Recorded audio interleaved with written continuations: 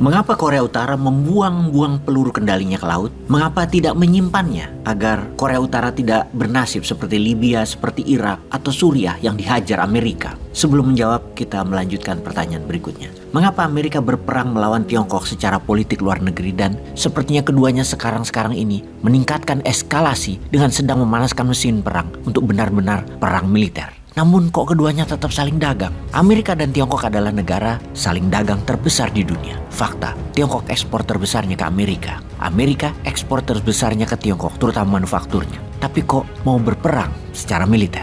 Dalam hal hegemoni atau kekuasaan, nampaknya Tiongkok berambisi untuk menaklukkan Amerika dan membuktikan dirinya Tiongkok adalah pusat dunia, pengendali dunia. Keduanya, Amerika dan Tiongkok, saat ini berperang dalam hal kebijakan luar negerinya. Semua apa yang Amerika pro, pasti Tiongkok sebaliknya. Keduanya juga terus membangun aliansi politik luar negeri dengan banyak negara lainnya. Juga aliansi perdagangan dengan banyak negara lainnya. Semua itu bertujuan untuk saling menguasai dan saling mengendalikan dunia. Amerika punya lawan tangguh, Soviet, dalam Perang Dingin sejak Perang Dunia Kedua hingga tahun 1991. Namun, belum pernah mendapat lawan tangguh seperti saat ini dengan Tiongkok. Amerika hampir disusul di semua lini, teknologi, pasar, manufaktur, pengaruh politik di banyak negara. Tipis-tipis saat ini, Tiongkok dan Amerika. Tiongkok selalu menentang Amerika dimanapun kebijakan luar negerinya. Tiongkok pro-Rusia, Amerika anti-Rusia. Tiongkok anti-India, Amerika pro-India. Tiongkok ambil minyak dari negara-negara non-OPEC dan sekarang OPEC sadar malah memihak dagang dengan Tiongkok. Amerika tidak bisa kendalikan lagi harga minyak dunia. Ketika pidato Xi Jinping dalam pelantikan jabatan ketiganya di tahun 2022 kemarin, Xi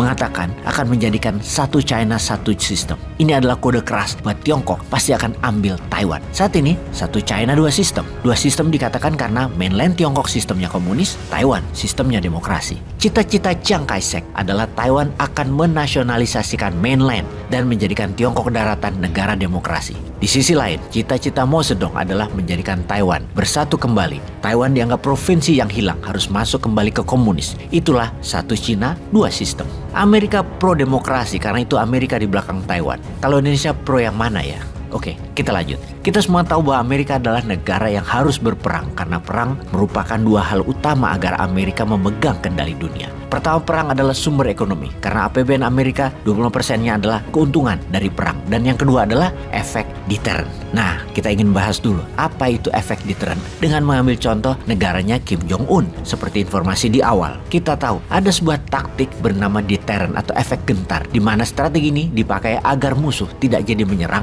atau agar musuh jadi takut pada kita. Strategi deterrent ini dikembangkan oleh diplomat dan mantan State Secretary atau Menteri Luar Negerinya Amerika Henry Kissinger, di mana dia mengatakan ada 3 faktor dalam deterrent faktor agar berfungsi. Pertama, dia punya kekuatan. Kedua, punya niatan untuk menggunakannya. Ketiga, negara yang menjadi target mereka mengetahui mereka memiliki 2 faktor pertama tersebut. Jika dari 3 faktor tadi ada satu saja tidak terpenuhi, maka strategi deterrent tidak akan berfungsi. Dan inilah yang dilakukan Korea Utara sekarang. 1, mereka punya nuklir. Mereka juga punya metode untuk menggunakannya. 2, Korea Utara juga memiliki niat untuk menggunakannya. Korea Utara beberapa kali menembakkan rudalnya dan mengatakan mereka bisa menyerang Amerika, menyerang Jepang dan Korea Selatan. Jadi, poin nomor 2 terpenuhi. Punya niat dan punya kemampuan. Mereka beberapa kali melakukan uji coba penembakan rudal peluru kendali ke berbagai wilayah, bahkan sampai melewati beberapa pulau milik Jepang, yang membuat Korea Utara memiliki efek penggentar atau memiliki efek deterrent sehingga